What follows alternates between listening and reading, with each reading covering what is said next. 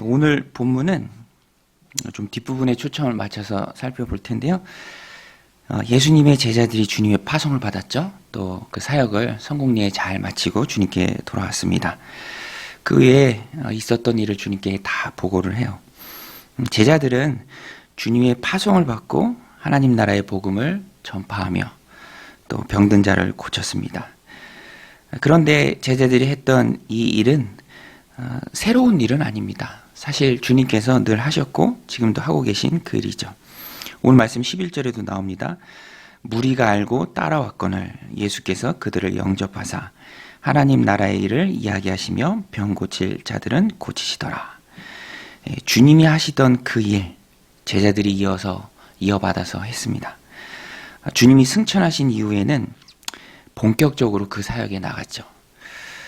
주님이 제자들을 세우신 이유도 이런 주님의 일을 이어받아서 하기 위함이었습니다.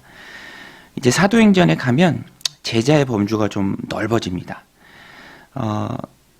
예수 그리스도의 이름으로 세례를 받고 주님을 믿고 따르는 많은 사람들이 이제는 제자죠. 그리고 기존의 12제자는 사도가 됩니다. 그런 사도 명칭이 특별히 나오는데요. 하는 일에 있어서는 차이가 없습니다.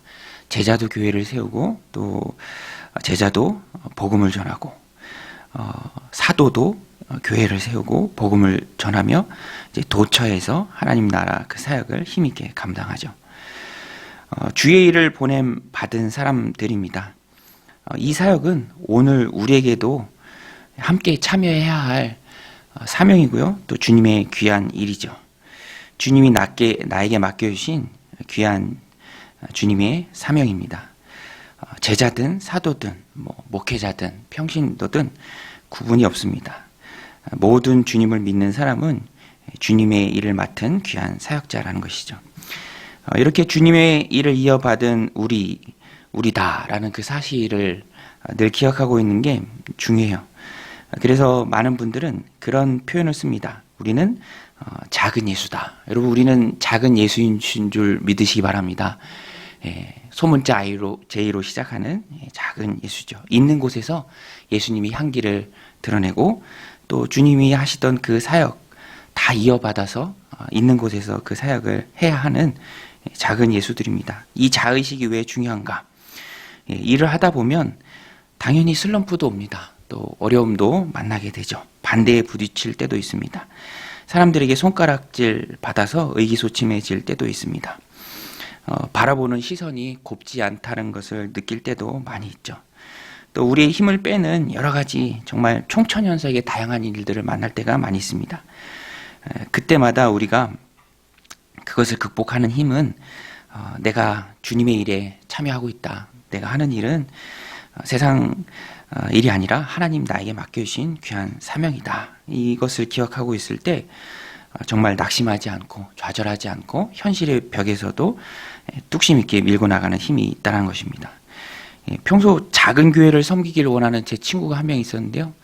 부산에서 사역하는데 또 이 수도권 지역에 작은 교회가 있다고 해서 비행기 타고 면접 오고 또 비행기 타고 또 이렇게 설교로 참여도 하고 그런 모습을 봤습니다. 그런데 되게 작은 교회예요.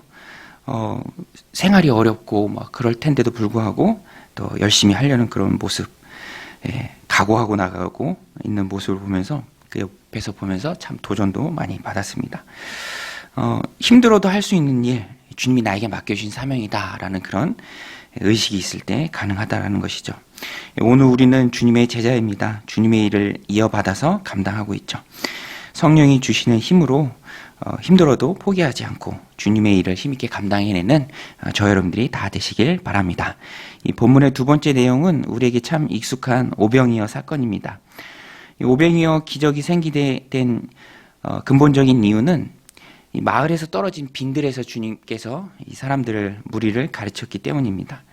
12절에 보면 날이 저물어가매 12사도가 나와 여짜오되 무리를 보내어 두루 마을과 촌으로 가서 유하며 먹을 것을 얻게 하소서. 우리가 있는 여기는 빈들이니이다. 지금 주님은 빈들이라 할지라도 아무 걱정이 없죠. 그런데 제자들은 걱정이 많았습니다. 먼저 예수님께 나와서 12사도가 똑같이 말합니다. 하나님 함께 하심을 늘 인식하고 생각하신 예수님은 어떤 상황에서도 걱정하거나 동요하지 않으셨습니다. 그게 근본적인 차이였죠. 반면에 제자들은 늘 걱정에 시달렸습니다. 큰 걱정, 작은 걱정, 늘 염려 속에서 살았어요. 아마도 제자들은 함께 계신 예수님께 그런 염려를 다 맡기지 못했던 것 같습니다. 우리도 그렇죠. 내가 해야 한다. 그러면 눈앞에 산더미 같은 일이 쌓여 있고요.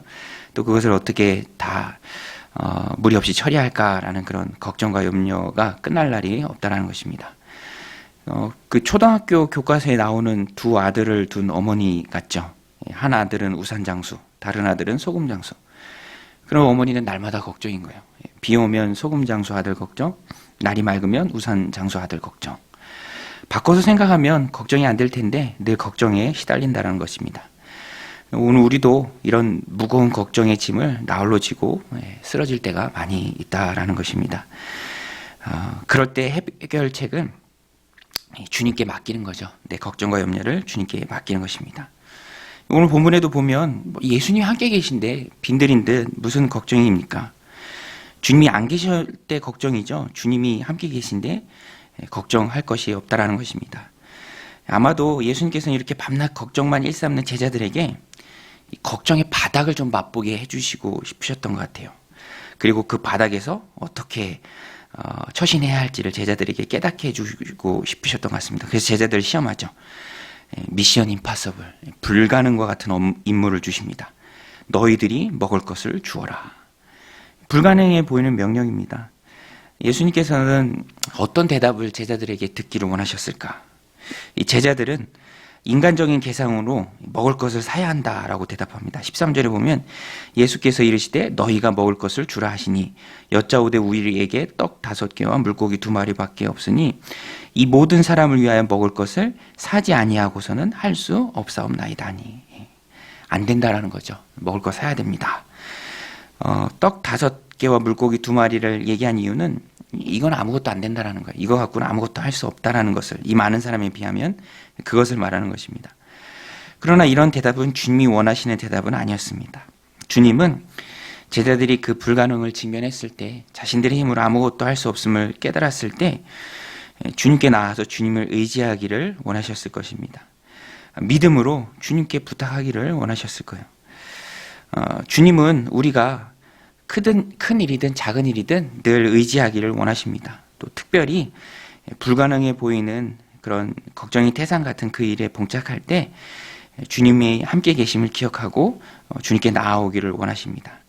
오늘 우리도 그런 마음으로 무장해야 합니다.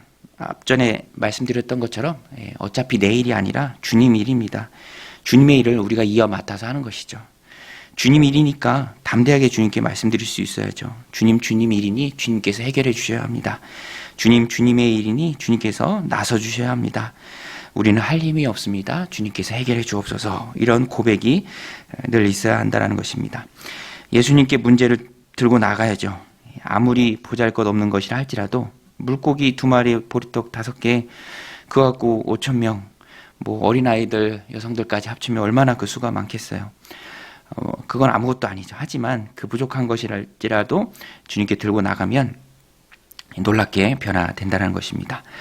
오늘 말씀처럼 부족한 것일지라도 주님께 들고 나가서 놀라운 기적을 경험하는 저 여러분들이 다 되시길 바랍니다. 주님은 그들이 초라하게 말했던 떡 5개와 물고기 2마리로 남자 성인만 5,000명이 넘는 사람을 다 먹이셨습니다. 배불리 먹이셨죠. 기적의 시작은 오늘 본문에도 나오죠. 하나님을 향한 주님의 감사 기도였습니다. 오늘 말씀 16절인데요. 예수께서 떡 5개와 물고기 2마리를 가지사 하늘을 우러러 축사하시고 떼어 제자들에게 주어 무리에게 나누어 주게 하시니. 축사하게 하시고, 축사하시고라는 좀 어려운 말인데요. 헬라어로는 율로게센, 감사라는 단어입니다. 감사. 그래서 명쾌하죠. 그 작은 것들을 들고 하나님께 감사하셨습니다. 우리 예수님께서 감사하셨죠. 광야 한복판에서 주님께서 그렇게 감사하신 이유는 미리 감사하신 것입니다. 이제 곧 열릴 그 빈들에서의 만찬, 정말 풍성한 광야 한복판에서의 만찬을 보시고 미리 주님께, 하나님께 감사하신 것이죠. 성도는 감사의 특권을 가지고 있습니다. 우리는 우리의 삶을 충만한 감사로 채울 수 있습니다. 아무리 많이 해도 지나치지 않은 것이 바로 감사예요. 그래서 우리 하루 세 끼 밥 먹을 때 늘 감사하잖아요. 아이들 밥 먹고 기도하고 밥 먹어야지, 감사기도 해야지 늘 그렇게 가르치고 우리도 기도하고 감사죠. 감사의 확대입니다. 후에 감사할 수도 있고요. 근데 오늘 본문에서 주님이 우리에게 가르쳐 주시는 것은 미리 감사하는 거예요. 미리. 하나님 함께 하실 줄로 알고 미리 보고 감사하는 것이죠. 감사의 확대입니다. 작은 것도 확대하면 커지죠. 우리도 사진이 너무 작으면 이렇게 손으로 키우잖아요. 내 삶에 있는 작은 감사를 크게 키우는 것입니다. 확장하는 것입니다. 감사한 부분을 확대해서 하나님을 향한 감사가 내 삶을 지배하도록, 그래서 현실에서 부딪히는 그런 부정적인 생각이 나에게 오지 않도록, 지배하지 못하도록, 염려가 떠나가도록, 걱정이 없어지도록 감사를 키우는 것입니다. 걱정과 염려를 물리치는 가장 좋은 방법은 주님이 보여주셨던 것처럼 감사를 확장하는 것이죠. 오늘 주님께서는 아주 보잘것없는 것, 물고기 2마리, 보리떡 5개를 놓고 하나님께 감사의 기도를 드렸습니다. 그 감사의 확대, 감사의 확장, 결과가 무엇입니까? 5,000명이 먹고도 남았다. 조금씩 먹느냐 배불리 먹느냐에 따라서 차이가 크죠? 그런데 배불리 양껏 먹도록 하셨습니다. 그리고도 12바구니나 남았죠. 17절에 보면 다 먹고 다 배불렀더라. 그 남은 조각을 12바구니에 거두니라. 감사의 힘이죠. 감사의 능력입니다. 주님께서는 염려로 가득한 그 광야의 분위기, 어쩌나 이 저녁에 막 발만 동동 구르는 그 제자들의 분위기를 일순간에 즐거운 만찬장으로 바꾸셨습니다. 주님은 염려를 기쁨으로 바꾸시는 분인 줄 믿으시기 바랍니다. 오늘 말씀을 마음에 새기고 미리 감사하고 감사의 확장으로 주님께 나아가서 부족한 것일지라도 주님께 맡기고 하나님이 일이니 하나님이 해결해 주세요라고 기도할 때 주님께서 나서서 해결해 주심으로 우리를 삶 가운데 기적이 넘치고 기쁨이 넘치는 저와 여러분들의 삶이 되도록 주님께서 함께 하시기를 주님의 이름으로 간절히 축원드립니다. 기도하시겠습니다.